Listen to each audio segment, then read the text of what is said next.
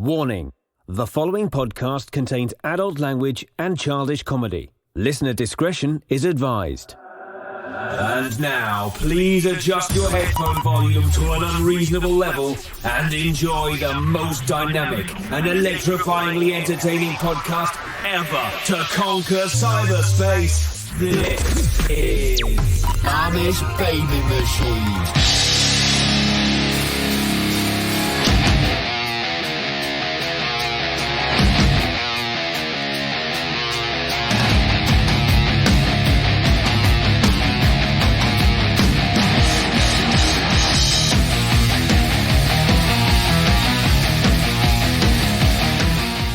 Hello, friends, and welcome to the most powerful podcast ever created, the Amish Baby Machine Pop Culture Podcast starring me, Dags.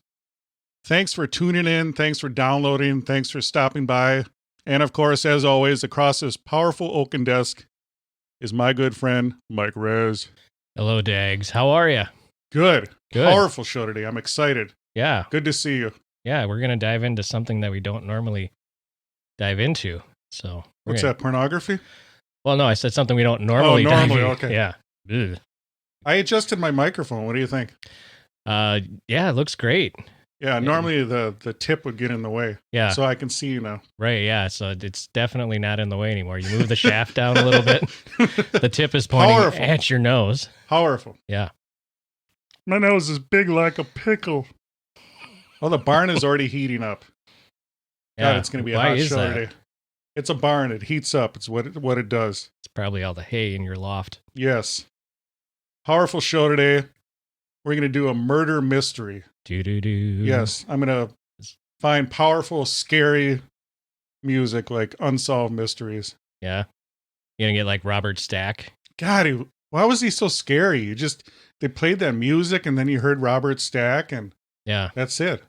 You think, how many of those mysteries did they solve because of that, show? Probably none of them. Yeah. It's like America's Most Wanted. Yeah. That actually They solved caught, stuff. yeah, they actually caught a lot of those fugitives, but the unsolved mysteries of unsolved mysteries may have gone unsolved.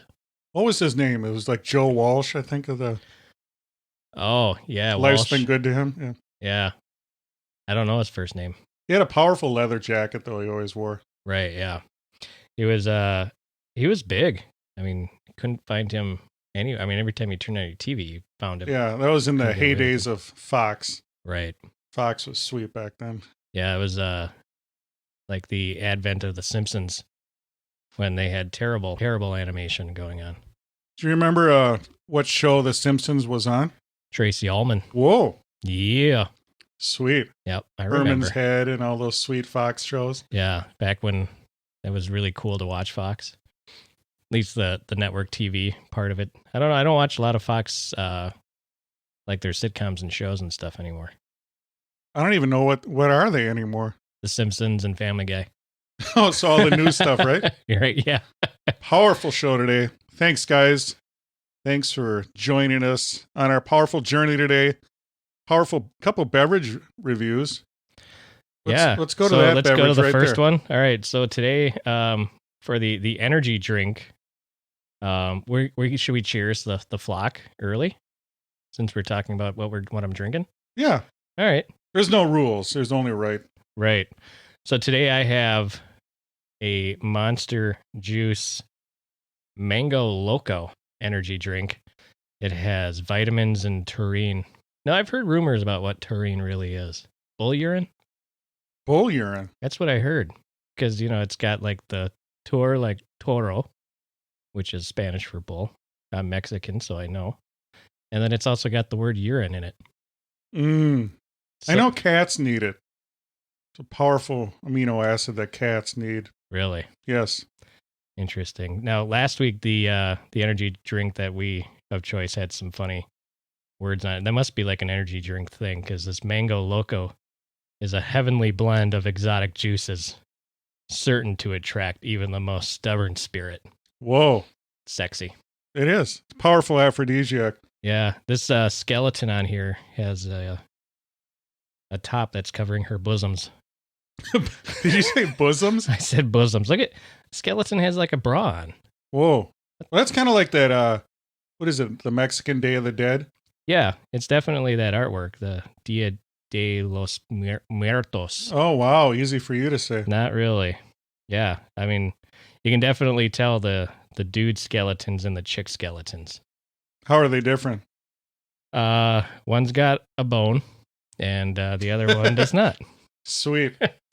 So what do you think? You're enjoying a beverage. I mean, you're enjoying a sip of that powerful beverage right now. What do you think? It's good. It's sweet. Tastes like mango. If you've Yes. had a mango drink, you've had Monster Mango Loco. God, I love mango. What is with mango? It's really good. Eating it raw and drinking it Yes. processed. I enjoy papaya too. Papaya's good. You enjoy like powerful papaya? Yeah, papaya has powerful enzymes. What do So- they do? That break down the powerful proteins. So next time you're smoking your meats and you're just eating a ton of food, take some papaya in. It'll Trust break it me. up. Yes. That's You- a pro tip from the Amish Baby Machine, the most powerful podcast ever created. Do you get papaya sweats, like meat sweats? I get papaya peas. Yeah, Yes. it's the worst type of pea. Powerful. Yes, we do have a powerful episode today. We're going to talk about the Smiley Face Killers. Scary. It really is creepy. Yep. We're going to get into that. And we have Song of the Day, as always, and another powerful beverage that I consumed. Yeah, I see it sitting on your desk. What is that? It is Indeed Brewing Strawberry Fields Sour Ale. It's a pretty can. Now, obviously, Strawberry Fields. You're even looking at the can. I know. I don't have my powerful glasses on. I'm just imagining what it looks like. It's powerful Strawberry Fields, obviously based on the Rolling Stones song. Obviously. Yes. I can't get no da-na-na, Strawberry Fields. Nailed it. God, we're having a good time today. Powerful beverage by Indeed Brewing Strawberry Fields. Now tell us a little bit about Strawberry Fields, Mike Rez. Okay, I can do that. The story behind Strawberry Fields Sour Ale by Indeed Brewing, according to IndeedBrewing.com, it's jam-packed with juicy goodness. Strawberry Fields Ale is back. Yes, it was gone, and now it's back. It's back. It's originally created as part of the New Belgium Brewing's beer with Vierden collaboration. It's got some stuff in it that I can't pronounce. It provides a tart backdrop. We're going to try to pronounce that a little bit later here. For playful notes of strawberry to pucker you up. Whoa. Did you get pucked up? No, I didn't get pucked up. What is the booze content on here? The booze content is Yeah. 5.7. Okay. What we saying, average, above average for a craft beer? Where are we at? For a craft beer, probably about average. Okay. So your IBUs, though, that was 18. So you're getting higher in your IBUs. So that's the bitterness unit for the flock that don't know. But of course, the beer nerds know.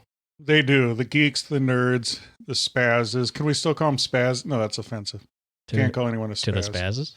Yep. Okay. No spazzing. Nope. So, but your notes of strawberry, which of course, tart and citrus. Did you get any of those besides the strawberry? Strawberry. It's all you get.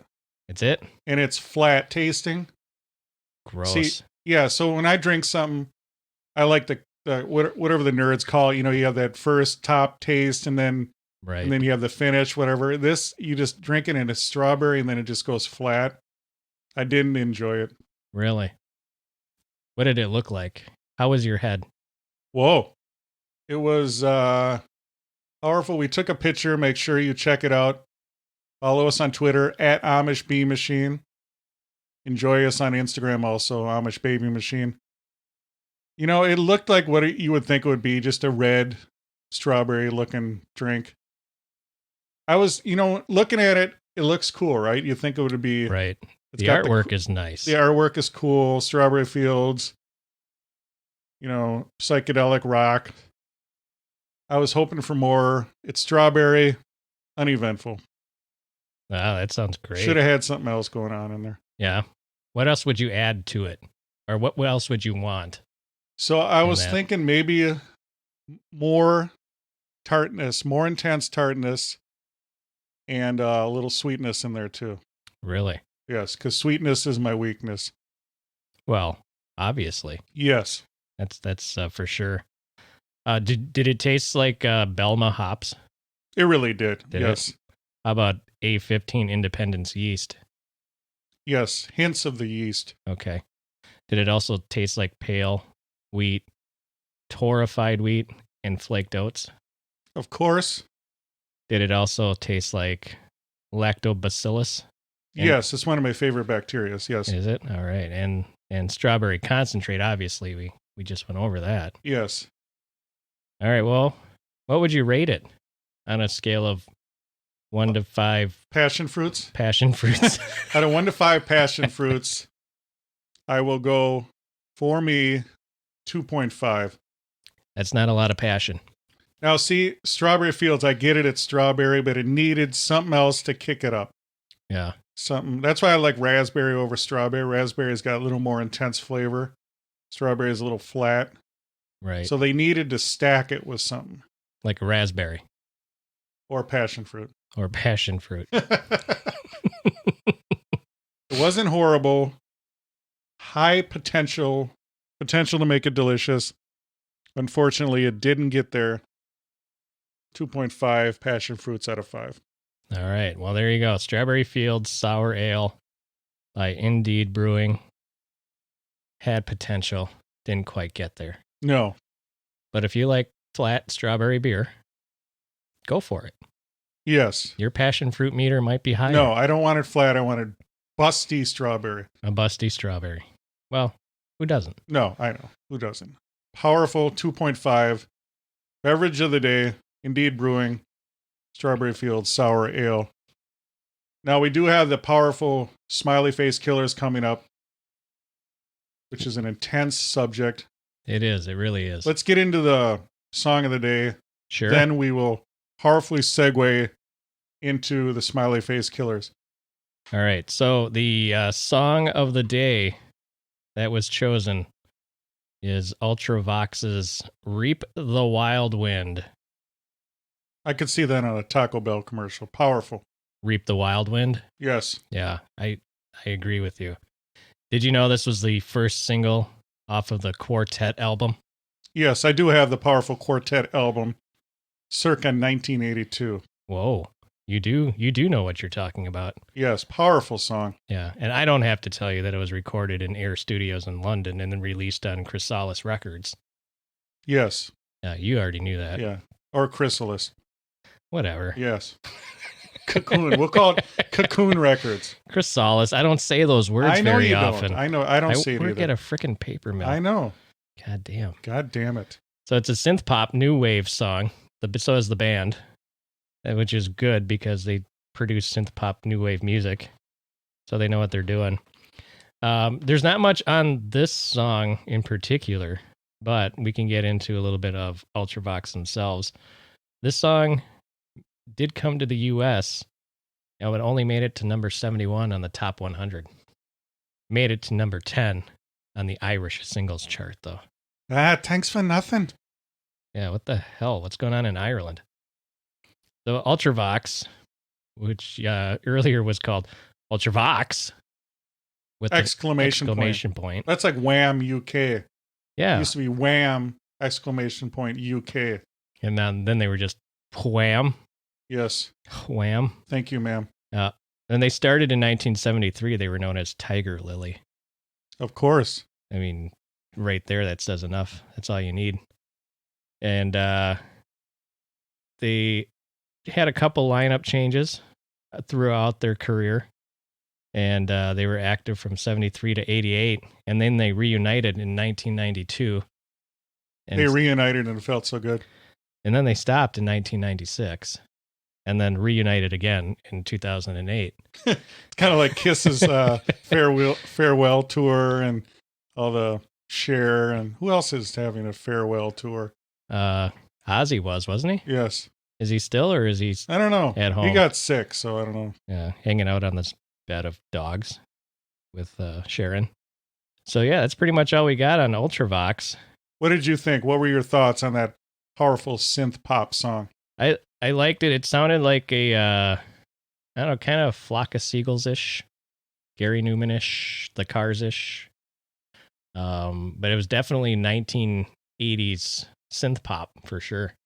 Had the great synthesizer sound. Yeah, sweeping synthesizers, haunting lyrics, powerful. Yeah. I don't even know what the song is about. Someone said it might be communism. I don't even... Let me ask you this. Yeah. To you, are you more about the rhythm and melody or the lyrics on a song, generally? I'm all about rhythm and melody. Some, beats are good too. It's usually what I give the song. That, like, I think you and I have talked about this, I think. Songs usually got about 10 seconds with me. And if I don't feel it within the first 10 seconds, I get bored. And then I listen to the words after all that. Yeah, to me, I would say rhythm and melody. Some songs, like if they're really deep, like the Wreck of the Edmund Fitzgerald, you listen to those lyrics and... Yeah, but it catches your attention, right? Yes. But to me, like, the cook says it's too rough to feed you. Right. And then later he says it was good to know you, knowing that they're all going to die. Right. I mean, that hits you, the lyrics there. Yeah. But then in some songs, the lyrics could mean anything. And, it's just about the groove. Right. Now, Gordon Lightfoot, speaking of the Wreck of the Edmund Fitzgerald, was a wordsmith in his own right. If you listen to all of his music, they all have great lyrics. And I am a big Gordon Lightfoot fan. Do they sing about chrysalises or not? I don't know. Legend lives on when the buffalo and then the butterfly comes out of the cocoon. Out of his chrysalis. Moths come out of cocoons and butterflies come out of chrysalises. Powerful. Spooky. Thank you. That was almost... Now I need lotion. Yes. Oh, yuck. Powerful song of the day. It's natural. Ultravox, Reap the Wild Wind. Are we going to do a Song of the Day playlist? Yeah, tell the fans of Flock of Amish. How do we do that? Now, you had a powerful idea on Twitter at Amish Bee Machine. Make sure you follow us on Twitter at Amish Bee Machine. That's where you get the latest up-to-date on the Flock of Amish. Make sure you follow us on Instagram. Like our Facebook page. We are on YouTube. Make sure you powerfully subscribe. Also, no matter where you hear this powerful podcast, please leave a review. 5-star review is the best. That will unlock the most powerful chrysalises. So wherever you listen, Apple, Spotify, Stitcher, Podbean, we're everywhere. Please leave a review. Also, if you want to support this powerful podcast, please check out our merch. AmishBabyMachine.com. We have powerful merch, hoodies, stickers, t-shirts, whatever you need. Also, patreon.com. Powerful links on AmishBabyMachine.com where you can help support this show. Jesus, all you do is self-promote. Yes. God. Speaking of that, let's promote. Okay, let's promote the 945 show then. The 945 show? Yes, I said 945. You did. That's all right. A lot of people don't say it right. I don't know why. It's just the time of the day. Jesus Christ. 945 show. It's where I interview local musicians. Check us out everywhere on every platform except for like Stitcher and Podbean, but I'm everywhere else. The 945 show.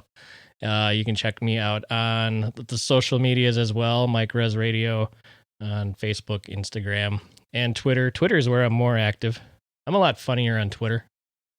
You really are. I don't know what it is. Instagram. It's okay. I don't take a lot of pictures. At least I don't anymore. I used to take like daily pictures and post them on there. But if you want the good shit, you got to go to Twitter at Mike Res Radio. Yeah. Or you can find us both in podcast groups. Powerful. Now that you're done tooting your horn, please tell us about the Spotify playlist. All right. So we decided that when we come up with these songs of the day, that people might actually want to hear what the hell we're talking about. So on Spotify, we're going to start the Amish Baby Machine Song of the Day playlist. So we will add the previous songs of the day, plus the song we talk about in every episode. So it's just going to be an ongoing list. So Amish Baby Machine is on Spotify, correct? It is. Okay, so when we come up with the playlist, it'll be shared on Twitter and the other social medias. And then then you have to go and follow that link and then follow that list, and it will be updated constantly. And then when you pump your iron or do the dishes or whatever you do when you listen to us or you want to listen to music, you can. Making love. Oh yeah. Yes. I'll put powerful links. Stay tuned. At Amish Bee Machine, and we'll get you the Spotify ABM Song of the Day playlist. Yeah, that's going to be sweet. I think a lot of people are going to be happy with that playlist. Yes, thank you for that powerful idea, Mike Rez. Oh, you're welcome. I couldn't wait to tell you, too. Once the idea popped in my head. I love ideas. If you guys have ideas for us, what to talk about, whatever, hit us up on Twitter, at Amish Bee Machine. I'm on there 24/7 with powerful tweets. Now, Mike Rez, let's segue into the creepy world of the Smiley Face Killers. Do a powerful background. Tell us what's going on with the Smiley Face Killers, the theory. All right. Well, the Smiley Face Killers, for those that don't know, but our listeners are smart. The flock is very in tune to what's going on.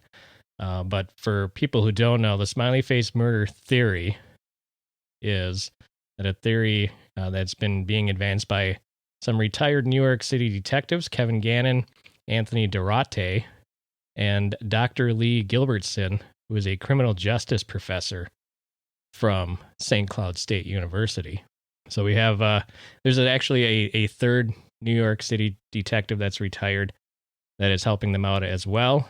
And I don't have his name here, but they do have a television show that aired on Oxygen, which you can find on YouTube and on the NBC app if you want to check them out. There's 6 episodes of the Smiley Face Killers, and of those 6 episodes, they follow one person that they believe that has been killed. So they're about the Smiley Face Killers, are about the young men that have been found dead near bodies of water or in bodies of water across the Midwest. That includes Minnesota, Wisconsin. There's some in Michigan, Pittsburgh, Pennsylvania, and then the other one was Boston, Massachusetts. There's like 100 cases that are very similar. And these men go missing after a night out on the town with their buddies, and they get separated somehow by hook or crook or whatever. And they end up going missing and then turning up dead. And it could be days later or it could be months later. It just kind of depends on what's going on. Each case is a little different, but I think near 20 or 30 of them they found graffiti in the shape of smiley faces. So that's how they get the Smiley Face Killer or Smiley Face Gang name, dubbed by this detective, Kevin Gannon. And he's kind of made it his mission in retirement.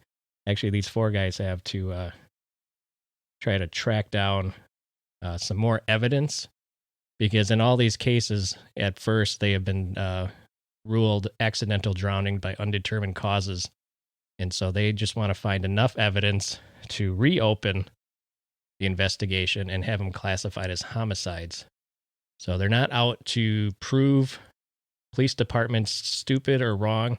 They just want to get enough evidence to open the cases back up, just so the families can get a little bit more closure. Because a lot of these cases, the families know that that's probably not what happened. There's just too many questions. And it seems like in a lot of these cases, the police department just want to get it done and over with so they can get it on to the next case. Now, when you say bodies of water, is it typically rivers or lakes or what? Most of them are rivers. They found a couple. They found a couple in lakes, but usually the river are where they find them. So the Mississippi River, the Allegheny, whichever the one is in Boston, I can't remember the name of it. But yeah, they usually find them, and it's usually around search areas that they've already searched, like days or weeks or months later. So that's what kind of brings up some suspicion as far as when they actually entered the body of water.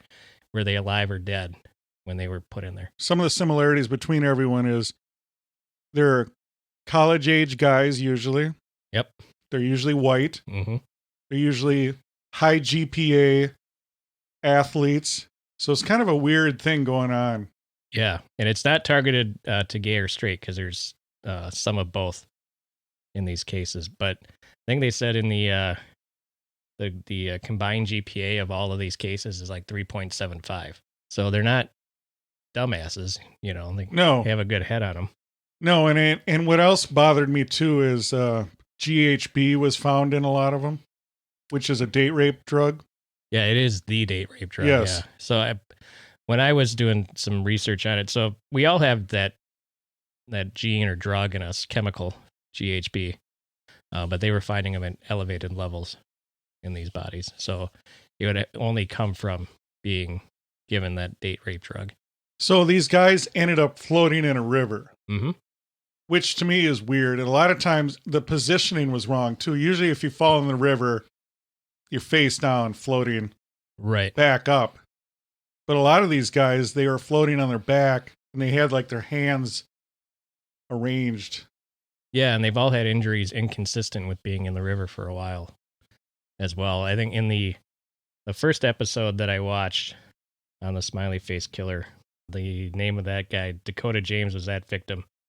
And he made it through a lock and dam, and they were trying to figure out how without having any damage to his body.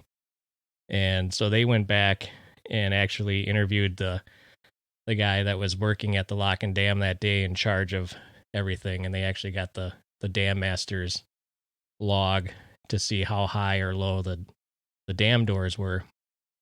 And the day that he was found, the dam doors were only open a couple inches, less than a foot. So there's no way a body could float through that. And even if it did, there's no way it was getting through in one piece.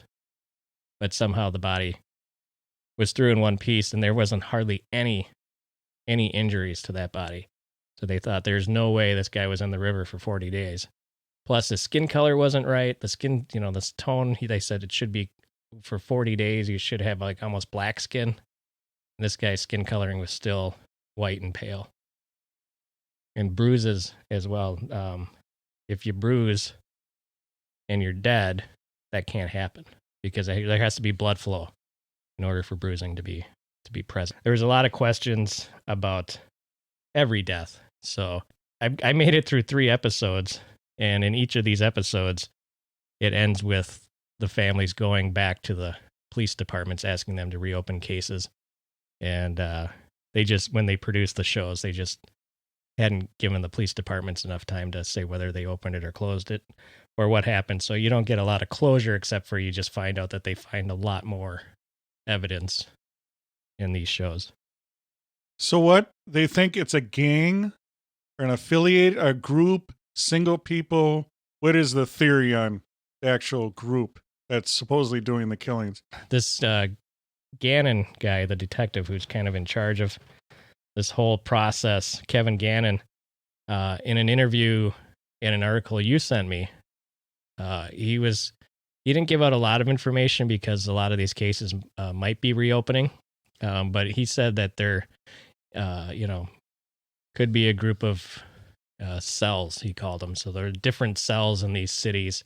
So Minneapolis has a cell, Lansing, Michigan has a cell, Pennsylvania has a couple cells, Boston has a cell. So he's thinking these groups are working together and targeting these men, even tactically. He said, they're not just picking them out randomly, that they might actually be following them for days or weeks ahead of time, trying to figure out where they go, what routes they take to get there, what routes they go home, when they're going to be in certain spots. And then when they decide to strike, they kind of pick a fight with them and then wait to see if they get separated from their group. And then that's when they pounce and get them. And what is the motive? There isn't a motive that he wanted to mention. He said that the police know the motive.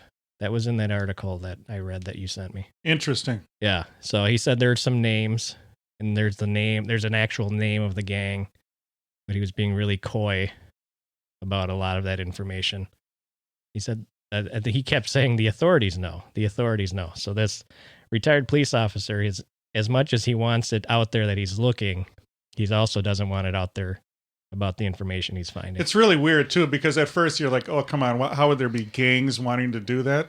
Right. But then if you think about pedophiles, every day in the news, you see these giant rings. Right. I mean, it's not just one evil person. It's this whole group think. And it's just amazing to me. Yeah. Yeah. I mean, and with the dark web, I mean, you don't know what's going on the dark web. There's chat rooms where these people are getting together. And It's horrible. About, yeah. So, I mean, anything is possible. Yeah, it really is. Because like I said, you think about one creepy person, but then like in pedophilia, there's groups and there's doctors and lawyers and people in there. Usually about 50 to 60 they pick up at a time. Yeah. And what's weird about this too is usually predators, even in the animal kingdom, they go after the weak, the sick, the elderly. But this, if it is a gang, they're targeting dudes that are physically fit athletes. Yep. And intelligent. Right. So that's what's weird, because usually predators, they don't want an extra fight. When they size someone up, they look for someone that's going to be an easy mark. Right, which is why they think that they're getting drugged with the state rape drug. Correct. So they, yes, that way they're not. But even to target, you know what I mean? I don't. Right. I'm trying to. Is there signs that they were sexually assaulted, or what? Do we know anything? Everything I've read and seen, no, there isn't any sign. It's usually defensive or offensive wounds, if any. Otherwise, like I said, the first Dakota James, he didn't have any marks on him. So, and there was another one, Will, in Boston. He was in a river for a while. His clothes didn't look like they were in the river for very long. Luke Holman was the second episode I watched. He was in the Mississippi in La Crosse, and he was floating near the bottom, yet his clothes were spotless almost. There was hardly any mud on him. And they said they found him 6 days after he had been in the water. Yeah, it's really weird, too. Yeah. You're in a bar, you're with your friends, you get separated. And a lot of these guys weren't even really big drinkers. I mean, that's where the GHB comes in, where it makes it look like you're drunk. Yeah, and that was actually in the first episode. The mom said there's no way he had, was too drunk and fell in the river. And one of the investigators even said, so when the cops were investigating, they said, well, he was just drunk and fell in the river. When you're drunk, you fall in the river. And they're like, well, then how come that doesn't happen after every Pittsburgh Steelers home game? Because the stadium, Three Rivers State, or whatever they're playing in now, is right on the river as well. And they were saying with the odds and percentages that the cops were telling the parents, then 2,000 people every game would be in the river. No, it's ridiculous, because if you look at the way rivers are set up, and I mean, unless the bar is right on the river and someone would see them fall in, Right. I mean, you got to go out of your way to find the river. They're usually embankments. You don't just fall into the river. No. And then if you do fall into the river, like I said, you're not going to be floating on your back. There's going to be it's really weird. Right. Yeah. And we have a couple of cases here in Minnesota, but we picked one that's a little suspicious, and they think they have a suspect. At least they did since the last time they updated this, which was I think 2008. But this story that I found on medium.com by Lisa Marie Fuqua, I think that's how you pronounce her name. She wrote this last year about a Halloween night in 2002, and some people might remember Chris Jenkins. Was a University of Minnesota student from Wisconsin, and he was at a party at the Lone Tree Bar and Grill. I'm not sure if that's still there or not in downtown Minneapolis, but they were at a Halloween party there, and he was there with some friends and his girlfriend, and Chris got separated. But what happened was that sometime after midnight, Chris Jenkins spilled a drink on himself by accident, and the security team thought he was really intoxicated and pissed himself, so they kicked him out. And he was kicked out of the bar. Bouncer wouldn't let him back in. But the only problem is that his cell phone and his keys and his jacket were still inside with his girlfriend and his friends. And they don't know where he's at. It's 20 degrees outside. And he goes missing wearing a Halloween costume. And the story is that the head of security at Lone Tree Bar may have been having an affair with his girlfriend, and allegedly, and had the bouncers kick him out so he could flirt with Chris Jenkins' girlfriend all night long. And that never made it into the report because the police department didn't want to break up a marriage. That's what they said? Yeah, that's what they said. They didn't want to ruin a marriage, is what they said. So Chris goes missing. They can't find him. Everyone thought he just tried to walk home, everyone that he was with. But the next day he didn't show up and he wasn't anywhere to be found. So they went to go look for him. They couldn't find him. The last person to saw him said that he was headed north. So they were checking bridges and everywhere. 4 months go by and no clues, no word, nothing. And then they find him in the river on February 27, 2003. And his body had been wedged in branches of a fallen tree near the upper St. Anthony Falls Dam, which is right by the Stone Arch Bridge. So after they pulled him from the water and performed an autopsy, it was revealed that it was Chris Jenkins and he was still wearing his Halloween costume. So that's a little creepy right there. The official cause of death was undetermined, but the police believed it was an accidental drowning. His family didn't think that it was that so cut and dry. So they launched their own investigation. So they hired their own private investigator who retraced Chris's steps that night. And they went to go talk to the staff. The staff said he wasn't kicked out, even though everybody saw him getting kicked out. And that was the initial report they gave to the police.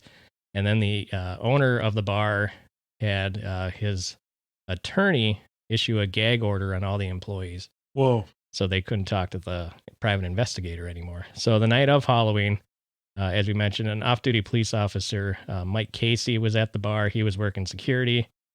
He knew Chris's girlfriend, Ashley. And this is where it gets a little crazy on this side. So he actually loaned Ashley, Mike Casey, the cop, loaned Ashley one of his uniform shirts for a sexy police officer that night. Uh-oh. Yeah. So, Plot thickens. Yep. The rumor going around at the time was that Officer Mike Casey had told the security supervisor at the bar to have Chris removed because he wanted Chris out of the picture that night so he could flirt with Ashley. Then later, after Chris was gone, he gave Ashley a ride home. That's, according to the article, that's factual? Yes. But yeah, so the Minneapolis Police Department never questioned Mike Casey formally when asked why. They said he was a married man with children and we don't want to break up a family. Wow. Yep. So I think they knew more than what was going on with that part of the story. So after retracing Chris's steps, the private investigator realized that the route home for Chris would have taken him over the Hennepin Avenue Bridge. He found that the Federal Reserve Bank in that area had 2 outside security cameras facing in that direction. But when they reviewed the footage, there was no signs of Chris. And so he had not started to walk home. So the family knew they needed to try to find out where Chris went.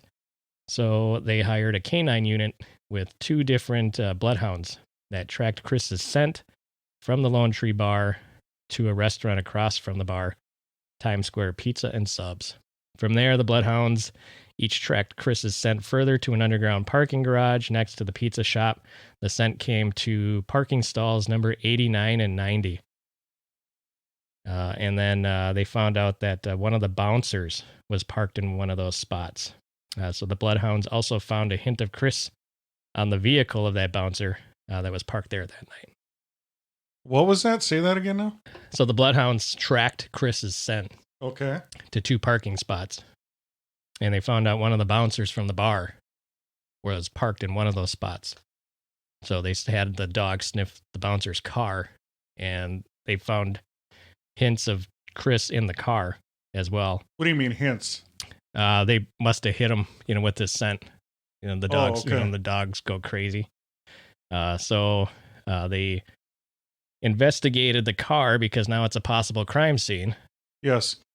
And the search for evidence began. The investigators would recover blood droplets and a red feather fragment from the car, and a red string that could be parts of the headband that Chris had been wearing that night. Private investigators started looking more closely at the movement around the pizza shop and garage that night. Several people had seen a group of 10 or more people attacking someone in front of the Times Square Pizza and Subs, but no one was sure if it had been Chris. So there's possible fight involved. Okay. Which is kind of that goes along with the Smiley Face Killer gang, signs of struggle, and more than one person involved as well. So from the pathologist report, it was known that Chris's blood alcohol level was 0.12%, so he was not drunk, like blackout drunk. He may have been drunk, but not blackout drunk. It also showed that traces of the date rape drug were in his system, which was used to probably sedate him. And the pathologist had performed the autopsy, also noted some strange inconsistencies with the body. First, he was found with his arms crossed in front of him, which is odd for the victims, like you noted. And the clothing was usually disheveled too, but Chris's shirt was still tucked into his drawstring pants, and the slip-on moccasins were still on his feet, which led people to believe that he was not in the water very long, because your slip-on shoes probably would have fallen off after 4 months in the river. I agree. Also, when he was pulled from the river, there was a clump of hair in his left hand. Wow. That was never tested, and it had been filed away after being labeled foreign matter in left hand. And then when they finally tested it years later, it was Chris's own hair. So what do you think that means? I'm not sure. Maybe they're, so if this is like a Smiley killer gang or like a serial killer, would that probably just be something to throw people off, right? I don't know. That's creepy though. I don't think someone would pull out their own hair and then jump into a river. Yeah, that's strange. Yeah. And then the lack of bruising seemed to throw the family off as well. Chris was an avid lacrosse goalie and usually was covered in bruises on his legs and arms. And before that night, he had 2 games that week and practice. So they said he should still have had bruises that weren't healed. And he was bruiseless. So they're assuming that he was alive for a couple of days after he went missing or before he was placed in the river. All right. So then the bruises healed, or he'd obviously been alive for a while. An hydrologist who studied the Mississippi River didn't believe that Chris's body could have been in the water for 4 months and not have been spotted. He researched the temperatures in the area and found that the river didn't freeze over until January that year. Also, the area under the 3rd Street Avenue Bridge, where Chris's body was found, had been combed for weeks after he disappeared. That's interesting too. Yeah. Because right away, that's... Yeah. Like I said, they usually found pretty close to areas they've searched multiple times. And there's typically people living under bridges in that area. Right. And in that area, the Stone Arch Bridge is a very popular spot. And so is that the dam. So somebody would have seen him in the 4 months that if he had been there the whole time. So 4 years after Chris went missing, the family finally got the police to reopen the investigation. And it was after a new police chief took over that sat down with them and reviewed the evidence they had collected. But only then Chris's death was reclassified from accidental drowning to homicide, which is the key because that's what you need to reopen the case to start the investigation again. After this, an informant came forward with new information. He said he had seen someone he knew throw Chris off the bridge, the Hennepin Avenue Bridge. But this seems unlikely to anybody who studied the case, because if Chris had been thrown off the bridge, he would have hit a steel support beam and metal cables on his way down, and his body would have shown multiple injuries, which it didn't. To date, no one has been charged for the murder. Some speculate it was a fight that got out of hand. Others believe it could be part of the Smiley Face killings that took the lives of many college-age men in the Midwest. Their bodies were found in the water after a night of drinking, and the Smiley Face painted nearby. But without knowing where Chris went into the river, it's hard to look for the Smiley Face graffiti. Wow. Yeah, so another story that I read, it said that they had named a suspect, but they don't have enough evidence to charge this suspect, and he could already be in jail or prison anyway for something else. The thing is weird about a river, like the crime scene. Like normally if you have a crime scene at a house, you tape it all off and everything's secure. But the river, what do? It's just a big flowing mass of water. So they typically, I think part of it's lazy work. They just say, oh, he fell in and he drowned. Right. You know? Yeah, they don't want to do the extra work. No. Yeah, it seemed like when I was watching the show, so these ex-cops were, they kind of know the lingo and know what's going on. And they said it sounded like they were just trying to wrap up an investigation so they can move on to the next one. And they said a lot of these police departments aren't very helpful when they go in to reinvestigate evidence, mainly because nobody wants a serial killer in their area. No. So, they understand why they're not being very forthcoming with evidence and information, but they're trying to make it their retirement life duty to figure out more about these murders, because they're all convinced that this gang or these cells exist. They just can't find enough evidence to prove it. Now, did you, in your powerful research, did you find out a reason why they think it was a gang versus just if you see some drunk guy stumbling, just a crime of convenience? Oh, let's jack this guy, take his money, and throw him in the river, versus an organized gang? They're not quite sure why, if it's a gang, why they're doing it. At least this Gannon detective didn't mention it. I don't think anybody who's interviewed him has asked him why they think it's a gang. I think maybe he just thinks it is because to get, an athletic male college-age kid somewhere you want them, you might need more than one person to drag him away. In one of the cases, they found a boot print on the guy's forehead, but they don't think it was a stomp. They think that one person was just holding him down with his boot by the head while other people held his arms or legs or something. But the force that they were thinking left a mark would have to be like a full body weight type of force trying to keep someone down. Wow. Yeah. So they just think, I think they think that it's multiple people just because of how these kids are built, when they get taken, even on a sedative, you're still dealing with, a 6-foot athletic college age kid who's 20, 21, 22 years old, probably still going to try to put up a fight. Yes. That's why, like I said, I think it's strange because usually predators go after, like I said, the weak, the sick, the young, the elderly, not someone in the prime physical condition of their life. Yeah. Yeah. Yeah. And they, like you said, the profile is, young, smart, and athletic. Yes. So maybe some kind of resentment towards athletes. Well, that too. Maybe some people resent beautiful women and strike out at them. Maybe Right. It's a version of that. Yeah, it could be. Jealousy. Yep. You have everything, I have nothing. Yeah. And it's weird they talk about the smiley face graffiti. They say that's common. I don't know. I don't see a lot of graffiti, but what I've seen, I haven't seen smiley faces. I haven't either. I was trying to think that too. I don't think I've ever seen smiley faces. I mean, I've seen a ton of people tagging their name. I've seen a ton of art, graffiti artwork, murals. I've seen them on trains, subways. I've never seen a smiley face. Not to saying it's not common, but I haven't seen it. Also, the argument was that all the smiley faces were different styles. Right. Well, if they're different gangs, of course they're going to look different. Yeah, if it's a different person doing it every time. And then one person thought it was strange that a lot of them were orange paint. And that's what people that work in road crews use that.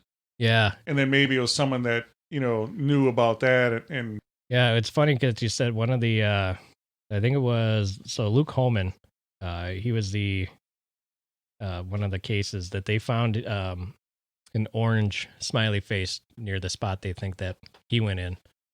And on his clothes, so his parents were able to get his clothes from the police after like 8 years. They said, do you think you can ask the police for the clothes? So they did, and they were able to get them. And they found they got orange fleck, so orange spots on his clothes. So they did an analysis of the specs, and they said that it was nail polish. Well, and they found out that you can get spray-on nail polish and get it in a can or a bottle or whatever, but you can spray it. So, and I don't know why they didn't test it. So they had a picture. They showed you the picture of the smiley face they found, and it looked like it was a spray paint can or something. And then they find out that on his clothes it's orange nail polish, which his parents thought was weird because he wasn't dating anybody at the time. I mean, obviously it could have been from a female friend that he knew, but then they found out about the orange nail polish, but they didn't test the theory to see if spray orange nail polish if they could replicate how that smiley face looked. So I know they found the word Sinsinawa, the Native American term. Was that, what do we know? Was that near a lot of the crime scenes, near the smiley face graffiti? Yeah, it's occasionally they discover the word Sinsinawa. We think we're pronouncing that right. It's Chippewa for grave. Yes. Or rattlesnake. But yeah, they found that. Ojibwe, right? Yeah. Yep. So they found that word near some of the smiley faces. But the problem is it's kind of a common word in the states they found it in. So in Minnesota, Wisconsin, we have a lot of Native American heritage around here, just Correct. like the rest of the United States, but especially in those two states. And that's where they found the majority of that graffiti was in the states that have a high Chippewa or Ojibwe population. So they don't know. Interesting. I'd like to look more into that, talk to some people. Yeah. If that really is a common term. Yeah, so they don't know if it's connected or not. They just noticed that it was, with some of these smiley faces. Interesting. Yeah. So it's kind of cool to see, that there's people out there that are still looking, and they've taken it as their retirement goal to try to help solve more of these cases and try to, Well, these are New York homicide detectives. Right. These aren't dummies. No. And I don't think they're looking for fame. No. There's a lot of easier ways to. Yeah, and they even talk about that in the show. They have the professor from St. Cloud State too. They've been doing it for a while. So they said if they were looking for fame, you would have heard about them before last year. So people have known them. They've started investigating these for over a decade now. But it was just last year that Oxygen picked up on what they were doing and they did their show. But it's weird because right away when you think, you go, oh, come on, why would a gang be doing that? Oh, why would, but then you find out that life is stranger than fiction. I mean, there is groups of these creepy people. Right. They gravitate towards each other. And like you said, the dark web makes it even easier for them to communicate. Right. You have weirdos like the Zodiac Killer and Son of Sam. Yes. Yeah. Those were they were obviously loners, but like I said, there's other crime gangs and it's creepy. It really is weird. Yeah. And at this point, some of these killings, go back to the 2000s. And here we are in 2020. I mean, are they recruiting younger killers in this gang to continue on? Yes. And even let's say there's hundreds of cases, you could throw out, the ones that don't really fit and narrow it down, but there's still a ton of cases. Yeah. That are weird. Yeah. And the first episode of the Smiley Face Killers on, the show you can find, that case was 2017.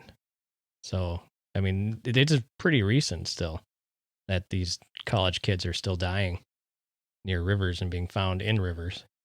Yeah, the whole river thing to me just seems really weird. It's kind of creepy, and it's actually, and it's weird how they get separated from their group.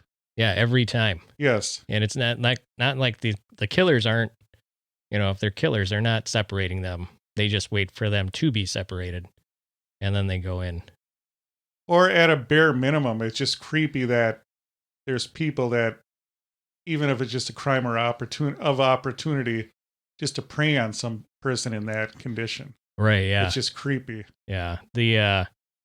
So the kid in Boston, Will Hurley, what was creepy about that one is that he disappeared in mid-conversation with his girlfriend on the phone.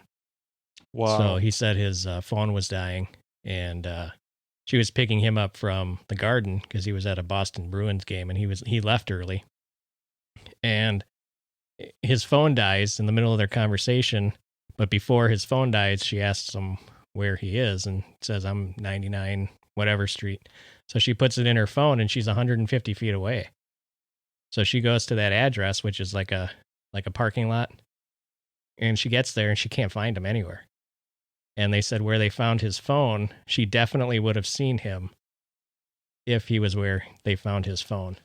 Wow, that is weird. Yeah, so something happened within that 150 feet that he disappeared, and somehow the police were saying when they found him, he had actually walked another block and a half and then fell in the river.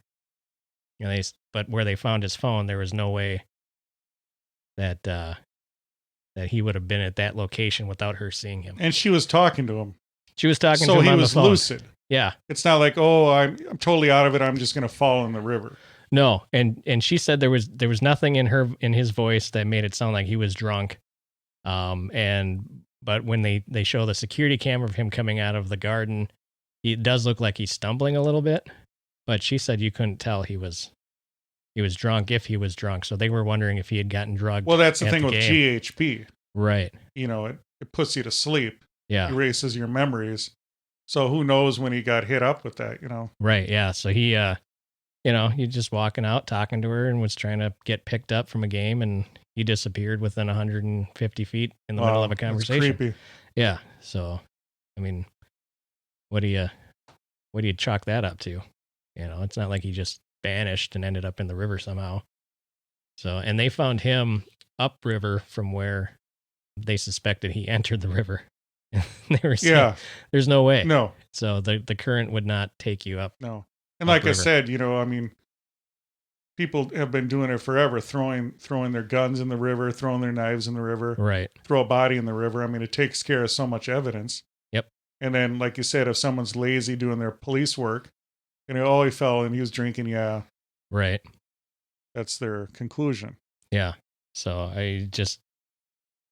it's like in every one of these cases, it's drowned undetermined. Wow. Yeah. So what do you guys think, flock of Amish people listening? This is a weird, creepy subject. Smiley face killers. Good job on the research, Mike Rez. Thank you. Powerful. What'd you think of this episode? It was powerful. We have to do a lot more research in this one. Yes. So my brain kind of hurts. Yes. It hurts when I think too. I mean, it's kind of weird because normally we do upbeat stuff, and now we went into the true crime. What did you guys think? Did you enjoy this episode? We appreciate everyone that listened to this powerful episode. We just ask you one thing. Please tell a friend. And speaking of friends, Mike Rez, let's do some shout outs here. It's my favorite part of the show. Do you want to do them or do you want me to do them? No, you go ahead. All right. I want to see you with your reading glasses on, Gramps. Powerful shout outs. Here we go. We couldn't get to all of them. I couldn't write them down because my hands started cramping up. Here are some. The Think Funny podcast, Drep and Stone podcast, Matt Varish, Only podcast, The Blitz Morning Show, Ken Marsiglia, Jamie Apps, Megan T. Cherry, Bad Seed, and Who's Got the Remote. We hope you guys had a good time tonight. And until next time, you've just enjoyed the Amish Baby Machine Pop Culture Podcast. Thank you for listening to the Amish Baby Machine Pop Culture Podcast. It is available on Apple Podcasts, Spotify, Stitcher, and everywhere else fine podcasts are found. Please support our podcast through Patreon and shop our merch at AmishBabyMachine.com. Follow us on Twitter, Instagram, Facebook, and YouTube. This has been an Amish Baby Machine production.